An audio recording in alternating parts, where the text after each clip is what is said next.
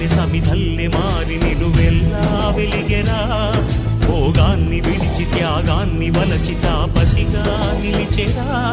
జనక్షేమమే తన సంకల్పముగా, తన ఊపిరి హోమజ్వాలలుగా, స్వర్గాన్నే శాసించెనురా, అమృతమును ఆహ్వానించెనురా.